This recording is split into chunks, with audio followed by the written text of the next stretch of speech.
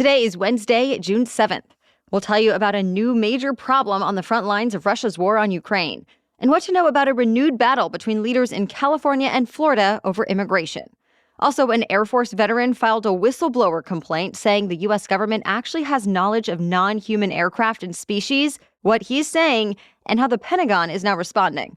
Plus, a surprising historic development in the golf world, a move that could have actors joining Hollywood writers on the picket line, and how to go to the movies this summer for less than $5. Those stories and more news in today's episode. Welcome to The Newsworthy. All the day's news in around 10 minutes. Fast, fair, fun, and on the go. I'm Erica Mandy. Thanks so much for being here. You ready? Let's do this. Well, thousands of people in Ukraine who were already on the front lines of war are now dealing with a new disaster. A critical dam was destroyed, triggering huge floods. Ukrainian President Zelensky says 80 towns and villages could now be underwater, and tens of thousands of people have had to evacuate. Right now, the Ukrainians control the land west of the dam, while Russians control the eastern side. And both sides are blaming each other for the destruction. Though NATO sides with Ukraine. The dam's breach raises new worries, too, about the safety of a nearby nuclear plant that relies on the dam's reservoir to cool reactors, preventing a meltdown. For now, though, the UN's nuclear watchdog says there's not an immediate safety risk. There are other long-term worries, though. Towns throughout the region depend on the reservoir for drinking water. It also feeds nearly 1,000 miles of canals used to water vegetables and other crops. So the United Nations says the region now faces a, quote, monumental humanitarian, economic, and environmental catastrophe. The UN and its partners now say they'll be providing assistance to the area, like drinking water and purification tablets, while other experts keep assessing the full scale of the disaster. Unfortunately, this morning, we have to tell you about another mass shooting. This one happened outside a theater in downtown Richmond, Virginia, yesterday, where a high school graduation ceremony had just ended. 7 people were shot and 2 people died. At least a dozen others were hurt in the chaos.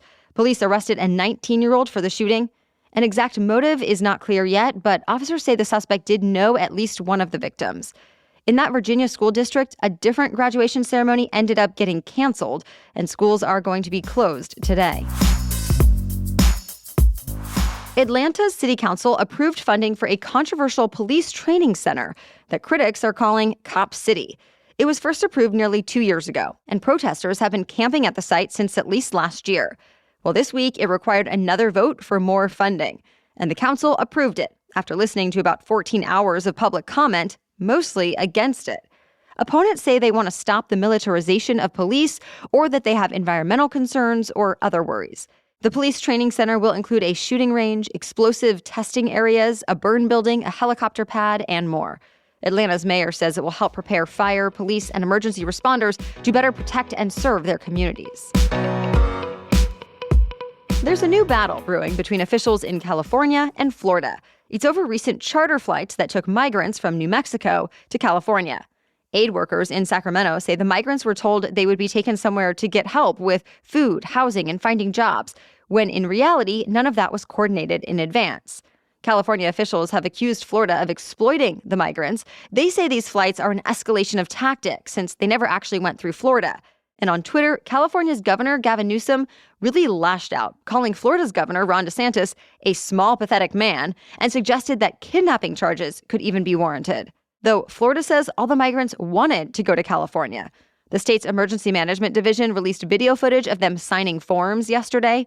At one point in the video, a woman asked migrants if at any point they were treated poorly, and several of them said no. Florida officials also say it's not fair that the whole weight of the border crisis should end up falling on border cities. These are actually just the latest flights from Florida's migrant transportation program. It flies migrants to so-called sanctuary jurisdictions around the country, and those are areas that limit cooperation with immigration enforcement officials. Texas and Arizona have similar programs going on, and they've already sent thousands of migrants to places like New York City, Denver, Washington, D.C., and Chicago. All of them have reportedly been processed by immigration officials already and given court dates for later in the future. But now it's up to local governments around the country to figure out how to accommodate these migrants while they wait. An Air Force veteran who was once an intelligence official is now blowing the whistle on what he says are secret American military programs working with UFOs. He filed a whistleblower complaint to Congress and the Intelligence Community Inspector General. In that complaint, he says the U.S. government, allies, and defense contractors have been recovering non-human aircraft for decades now that have either landed or crashed. He says he never saw the UFOs himself, but mostly spoke with senior intelligence officials who confided in him. And he says he has already turned over classified information to Congress and apparently still has documents and other proof to back it up. One current U.S. intelligence officials confirmed his story in an interview with the science site The Debrief, saying, quote, "We are not alone." But a Defense Department spokesperson released a response saying there's no information to substantiate the whistleblower's claims. Still, lawmakers say they are interested in looking into the whistleblower's allegations. Meanwhile, a group of scientists and independent experts are set to release the findings of a separate 9-month UFO investigation sometime next month. So, stay tuned. More news is still ahead, but first, a quick break to thank our sponsor. We are planning a trip this summer, and having my Rothy's shoes has made packing shoes so much easier. Not only do Rothy's flats and sandals take up only a little space in a suitcase, but they also come in a range of colors. So I can have the neutrals that match everything and can be dressed up and down. And they also have super cute brights that add a pop of color for when you want to really stand out. And no matter what you choose, I can say from experience that Rothy's shoes are so comfortable. I walk around an event or I check out a new city, and I can do it all without blisters. In fact, this year, Cosmopolitan magazine called the Point style the most comfortable pointed flats in a roundup of cute and comfortable shoes. So yes, choose from their best sellers like the Point, the Flat, and the Driver, or get something a bit more unique. Whatever your preference, Rothy's has a ton of perfect styles in a bunch of summer-ready shades. So for stylish and comfortable shoes, shop Rothy's. And now's the time because you can get $20 off your first purchase at rothys.com/newsworthy. That's ROTHYS, rothys.com/newsworthy. Two bitter rivals are coming together in a deal that shocked the sports world this week. The PGA Tour decided to merge with the Saudi-backed Live Golf Tour, creating a new joint company that will also include the European Tour. The PGA Tour commissioner says golf has become too divided, and now it's best for everyone to come together. But that is a big turnaround, since when Live launched last year, it fought with the PGA. That caused a lot of tension between players who defected and got suspended from the PGA Tour and those who stayed put. It also brought on lawsuits. For example, some golfers accused the PGA of having a monopoly over the sport after they were kicked out for going to Live Golf, plus a countersuit over contract violations. Well, with this new merger, both sides have agreed to end all pending legal cases against each other. Still, some people are accusing the PGA Tour of being hypocritical, since it has been attacking Live Golf so much over the last year. Remember, Live Golf is fully funded by the Saudi government, which has been accused of wide-ranging human rights abuses. And the PGA Tour has been arguing that human rights record should disqualify Live Golf from having a stake in a major American sport. So even some of the most well-known players say they were shocked by this new development. But others are also happy about it. For now, Live Golf and the PGA Tour are planning to finish this year's seasons as scheduled. American regulators are taking another big step to crack down on the cryptocurrency industry. The SEC sued crypto exchange Coinbase this week, saying the company is acting as an unregistered broker, and it demands the company be reined in. This case is the second in 2 days against a major crypto company. Since, as we told you yesterday, the SEC sued the world's largest crypto exchange, Binance, and its founder. But the lawsuit against Coinbase is a little different.